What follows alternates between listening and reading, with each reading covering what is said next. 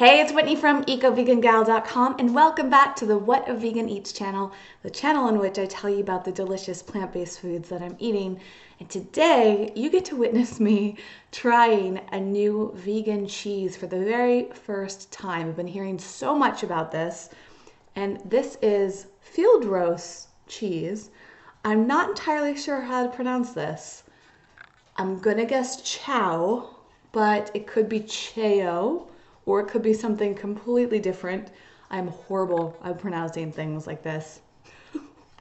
So maybe one of you can tell me the correct pronunciation. I probably could have looked it up on their website, but yeah, I figured I'd just take a stab at it. This is a product of Greece, and it's made from tofu. I normally don't eat a lot of soy. However, I've been making a lot of exceptions while I've been home visiting my parents in Massachusetts. And I make exceptions when I want to try new things like this. And I get very excited about vegan cheeses. If you didn't see on the main Eco Vegan Gal channel, I did a taste test with a non-vegan recently of all these vegan cheeses. It was so fascinating to see her reactions. You have to check that out.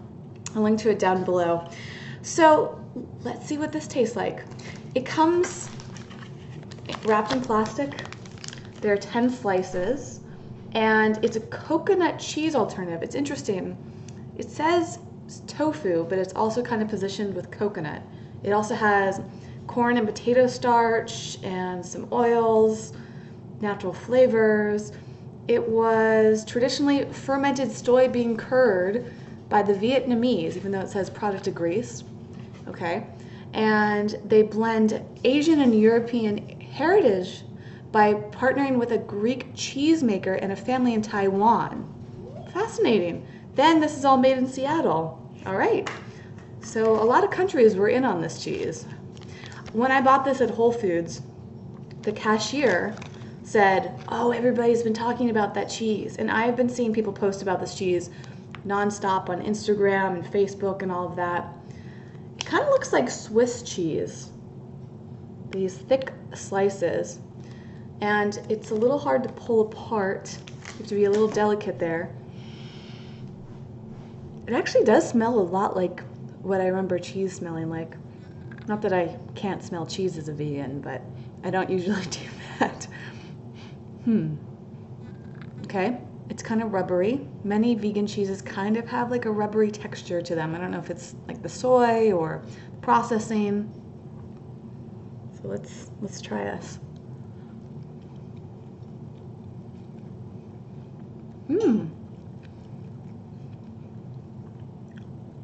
That's actually really good. It reminds me of something, and part of me is like, does this remind me of cheese?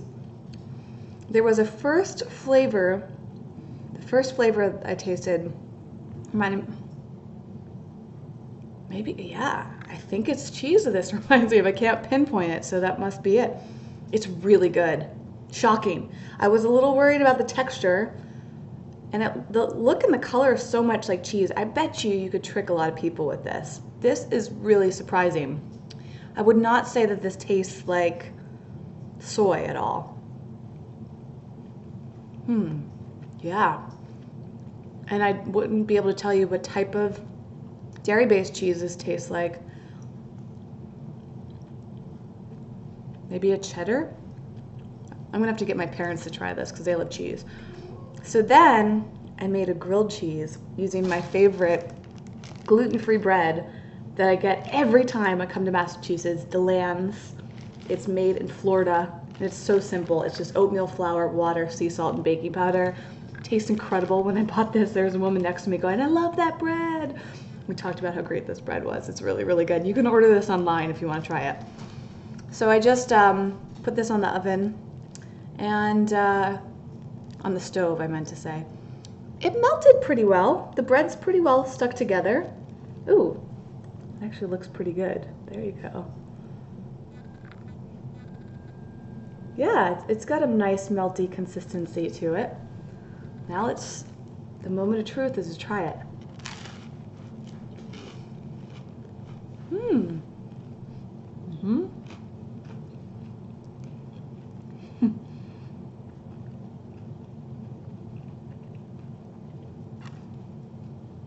So autofocus isn't working that well. It really is subtle. The bread really takes over.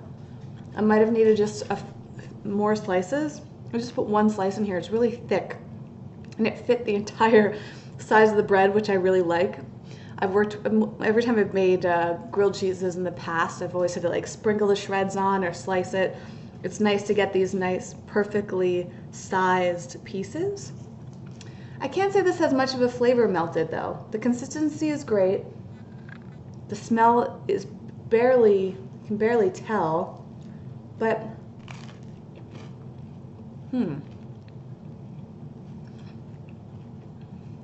kind of it loses its flavor. Well, I can't complain. I'll have to see how my stomach feels after eating this. Sometimes the way that tofu, soy products are processed, it really depends on how it makes me feel. So this does not say it's organic, which makes me a little nervous, but it depends where it comes from. Most non-organic soy in the United States is GMO.